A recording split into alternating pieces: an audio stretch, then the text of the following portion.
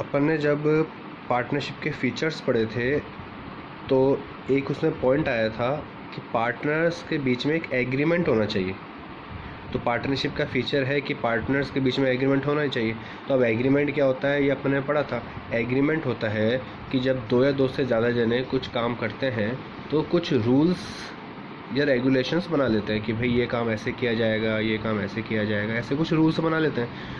उन रूल्स को बोलते हैं एग्रीमेंट। तो पार्टनरशिप का फीचर था कि एग्रीमेंट होना चाहिए, ठीक है। अब एग्रीमेंट होना कैसे चाहिए ये पार्टनरशिप एक्ट में लिखा हुआ ही नहीं है। अब पार्टनरशिप एक्ट 1932 सिर्फ ये बोलता है कि एग्रीमेंट होना चाहिए। अब ये नहीं बोल रहा क्या होना चाहिए। तो इसका मतलब ये है कि एग्रीमेंट पार्टनरशिप एक्ट के अकॉर्डिंग ओरल भी हो सकता है और रिटर्न एग्रीमेंट भी हो सकता है। मतलब चाहो तो आप ओरली भी एग्रीमेंट बना सकते हैं पार्टनर्स, और चाहे तो रिटर्न एग्रीमेंट बनाते हैं। अब ओरल एग्रीमेंट कैसा होगा? अगर ऐसे हो जाएगा कि मान लो उन्होंने डिसाइड कर लिया खुद ही ऐसे ही वर्बली कि हाँ भाई हम प्रॉफिट ऐसे बांटेंगे, ये काम करेगा, ये इतना पैसे लगाएगा, ये सब उन्होंने ऐसे ही वर्बली डिसाइड कर लिया और रिटर्न उन्होंने लिख कर करा है। तो पार्टनरशिप एक्ट नहीं बता रहा कि एग्रीमेंट कैसे होगा। तो एक क्वेश्चन आता है, वो क्वेश्चन ये आता है कि क्या एग्रीमेंट रिटर्न होना चाहिए क्या? तो आपका आंसर होना चाहिए ऐसा कोई ज़रूरी नहीं है। एक्ट में लिखा हुआ है कि एग्रीमेंट होना चाहिए, चाहे ओरली हो चाहे रिटर्न हो, तो एग्रीमेंट दोनों हो सकते हैं। लेकिन पहले ज़माने में एक कहावत थी कि इंसान की ज़बान की कीमत बहुत ज़्यादा होती है, लेकिन आज के समय में इंसान की ज़बान की कीमत कुछ भी नहीं है। मान लो अपन सब पार्टनर हैं और जब पार्टनरशिप बनी थी तो मैंने बोला कि भाई मैं सबसे ज़्यादा काम करूँगा, मैं सबसे ज़्यादा पैसे लगाऊँगा, लेकिन बाद में मैंने मना कर दिया। तो आप लोग ये सामने वाले को बोलोगे कैसे कि भाई इसने तो ये बोला था कि भाई ये कैपिटल भी सबसे ज़्यादा देगा और ये काम भी सबसे ज़्यादा करेगा। तो ओरल जो एग्रीमेंट होता है उसका कोई सबूत नहीं होता है कि किसने क्या कहा, बस कह दिया, बाद में वो मुकर गया तो आप उसका कुछ नहीं कर सकते। इसलिए फ्यूचर में जो डिस्प्यूट होने वाले हैं उनसे बचने के लिए एग्रीमेंट रिटर्न होना चाहिए। मैं फिर बार बार बोल रहा हूँ, एक्ट में नहीं लिखा हुआ कि रिटर्न बनाओ। एक्ट में दोनों बना सकते हैं, ओरल एग्रीमेंट भी हो सकता है, रिटर्न एग्रीमेंट भी हो सकता है। लेकिन क्या है, जब ज़्यादा जने काम करते हैं और जब बीच में रुपए आ जाते हैं तो आपस में उनका दिमाग ख़राब हो जाता है रुपए देख के। तो हो सकता है किसी के मन में बेईमानी आ जाए, तो उस बेईमानी से अगर पार्टनरशिप टूट जाएगी तो उससे बचने के लिए क्या करना चाहिए? पार्टनरशिप एग्रीमेंट बनाना चाहिए। और कैसा बनाना चाहिए? रिटर्न। और इस रिटर्न एग्रीमेंट को बोलते हैं पार्टनरशिप डीड। तो सिंपल सा है, पार्टनरशिप डीड क्या हो गई? पार्टनरशिप डीड एक रिटर्न एग्रीमेंट है बिटवीन द पार्टनर्स। क्यों बनाया जाता है? इसलिए बनाया जाता है कि फ्यूचर में डिस्प्यूट ना रहे। कल को कोई पार्टनर मुकर जाए तो उसको दिखा देंगे, भाई देखो तुमने ये कहा था, नीचे तुम्हारे साइन है। हाँ, पार्टनरशिप एग्रीमेंट जो बनता है ना, ये पार्टनरशिप डीड, इसमें हर पार्टनर के नीचे साइन करवाते हैं कि भाई कल को वो मुकर ना जाए, पलट ना जाए। तो पार्टनरशिप एग्रीमेंट दोनों हो सकते हैं, ओरल भी हो सकता है, रिटर्न भी हो सकता है।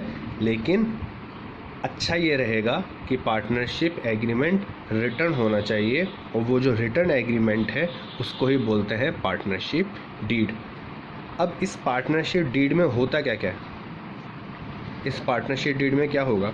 तो इसमें बहुत सारी चीज़ होती हैं, है ना। तो बहुत सारी चीज़ें होती हैं, वो तो लिखना अभी मैंने लिखा नहीं, मैं आपको समझा दूंगा, उसके पिक भेज दूंगा। तो मोस्टली क्या होता है, सबसे पहले name and address of the firm. Firm का जो ऑफिस है, पहली बात तो फर्म का जो नाम है वो नाम लिखा जाएगा कि क्या नाम है, और फर्म के जो ऑफिस का एड्रेस लिखा जाएगा कि उसका ऑफिस कहाँ पर है। उसका फर्म में जितने भी पार्टनर्स हैं उनका नाम और उनका भी रेजिडेंशियल एड्रेस, हर पार्टनर का नाम, हर पार्टनर का एड्रेस। फिर दूसरा, उसके बाद लिखा जाता है टाइप्स ऑफ फर्म। ये टाइप्स ऑफ पार्टनरशिप भी अपन ने पढ़ा था, एक टॉपिक पढ़ा था अपन ने पिछला, कि पार्टनरशिप कितने तरह की होती है। तो ये लिखना पड़ेगा कि पार्टनरशिप किस तरह की है, मतलब एट विल है या फिक्स्ड पीरियड ऑफ टाइम है, जो भी लिखना पड़ेगा। और फर्म का नेचर क्या है, किस तरह का काम करेगी फर्म, क्या काम करना है, किस तरह के माल बेचना है, बनाना है, क्या है, जो भी है।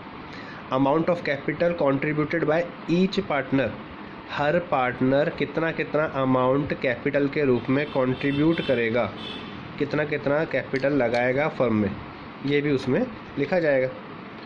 फिर उसके बाद है इंटरेस्ट ऑन कैपिटल, मतलब पार्टनर ने जो कैपिटल लगाई है उसके ऊपर उनको अगर इंटरेस्ट दिया जाएगा तो कितना दिया जाएगा, इंटरेस्ट देंगे और देंगे तो कितना देंगे। पार्टनर्स ड्राइंग कितना कर सकते हैं, ये ड्राइंग क्या होती है ये आपने पढ़ रखा है 11th में।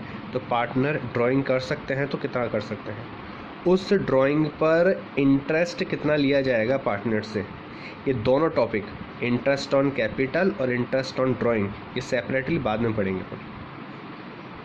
उसके बाद लिखा जाता है प्रॉफिट शेयरिंग रेशो, कि पार्टनर्स के बीच में फर्म में जो प्रॉफिट होगा उस प्रॉफिट को किस रेशो में बांटेंगे, मतलब किसको ज़्यादा प्रॉफिट मिलेगा, किसको कम प्रॉफिट मिलेगा, या सारे पार्टनर्स को प्रॉफिट बराबर बराबर बांटेंगे।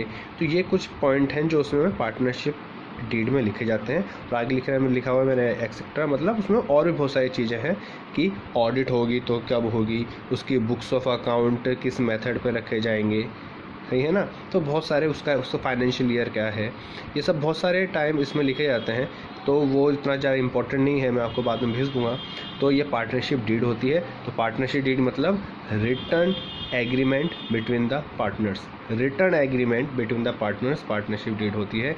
लेकिन एग्रीमेंट कैसा हो सकता है, एग्रीमेंट ओरली भी हो सकता है, रिटर्न भी हो सकता है।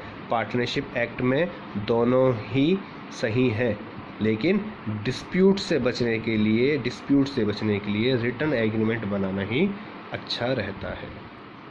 ठीक है, ओके, बाय।